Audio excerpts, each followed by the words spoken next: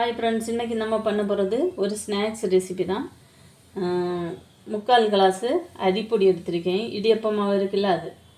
இப்போ வாங்க வீடியோக்குள்ளே போகலாம்.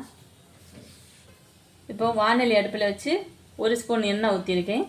ஒரு 2 சின்ன வெங்காயத்தை நைஸாக கட் பண்ணி அதில் போட்டு நல்லா வதக்குறோம்.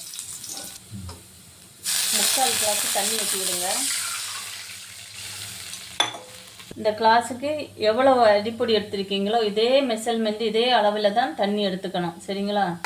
இப்போ அதில் கொஞ்சம் உப்பு போட்டுக்கலாம்.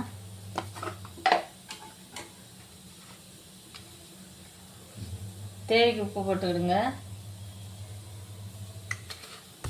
இப்போ தண்ணி கொதிச்சிருச்சு. சிம்மில் வச்சுட்டு இந்த அரிப்பொடியை போட்டுக்கலாம். இது தண்ணி கம்மியானது போல் இருக்கும், ஆனால் கரெக்டு மெஷர்மெண்ட்டாக இருக்கும். ஜாஸ்தி எடுத்துடாதீங்க. நல்லா இந்த மாதிரி இது பண்ணி விட்டுடுங்க. தண்ணி இதுதான் அளவு. ஸ்டவ் ஆஃப் பண்ணிக்கலாம். நல்லா கிளறி விட்டுடுங்க. இப்போ இது ஒரு 2 மினிட்ஸு மூடி விட்டுடலாம். அப்போது ஓப்பன் பண்ணலாம். சூடு இருக்குது. ஆனாலும்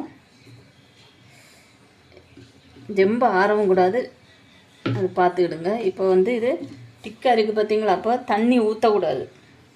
இந்த மாதிரி தண்ணி நனைச்சி எடுத்துடணும், சரிங்களா? கையில் கொஞ்சமாக தண்ணி இப்படி நனைச்சி விரசிக்கிடுங்க. நல்லா ஸ்மூத்தாக விரசிடணும். சூடு இருக்குது. பச்சை தண்ணி தான் நான் தொட்டு இது பண்ணுறேன், சுடு தண்ணி கிடையாது, சரிங்களா? டைமில் உங்ககிட்ட போட்டுவிடுங்க. நான் எள்ளு தான் போடுறேன், சரிங்களா? எள்ளு இருந்தால் எள்ளு போட்டுவிடுங்க. அவங்க கொஞ்சமாக ஜீரகம், சின்ன ஜீரகம் போட்டுவிடுங்க. கொஞ்சமாக ஓமம் உங்கள் விருப்பம்தான், சாய்ஸு, அவங்க சாய்ஸு தான் இதெல்லாம், இந்த 3மே. ஆனால் நான் இந்த 3 போடுறேன். அப்போ டேஸ்ட்டும் வாசனையும் செம்மையாக இருக்கும் அது கடித்து சாப்பிடும்போது. இது பிசையும் போதே அதோட வாசனை அப்படி அட்டகாசமான வாசனையாக இருக்கும். ஆமாம், அதனால் இது 3ஐயும் சேர்த்துக்கிடுங்க, சரிங்களா? பாருங்கள், இந்த மாதிரி உருட்டி எடுத்தாச்சு. பாருங்கள், இல்லை ஸ்மூத்தாக இருக்குது. இப்போ தட்டில் எண்ணெய் தடவிடுங்க லைட்டாக. இது கொஞ்சமாக இப்படி எடுத்து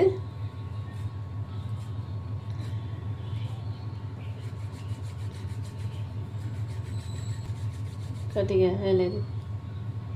இந்த மாதிரி நல்லா இது பண்ணிக்கிடுங்க.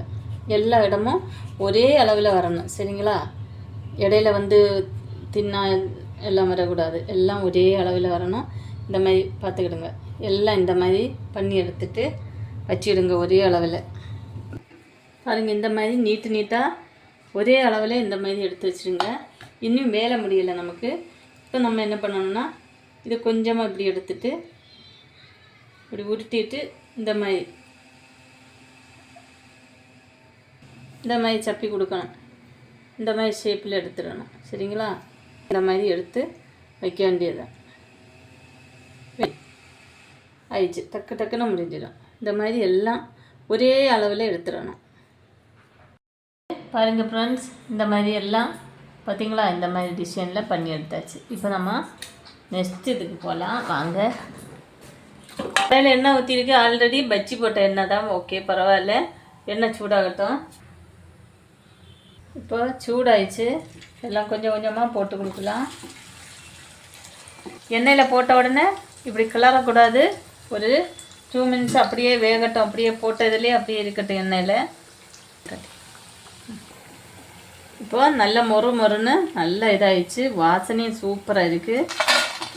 பண்ணி வச்சுட்டோன்னா அவங்க பாட்டுக்கு எடுத்து கடையில் வாங்கி கொடுக்குறத விட நம்ம வீட்டிலே ஆரோக்கியமாக இந்த மாதிரி பண்ணி கொடுத்தீங்கன்னா சூப்பராக இருக்கும். பிள்ளைங்களுக்கு ஆரோக்கியத்துக்கும் நல்லது.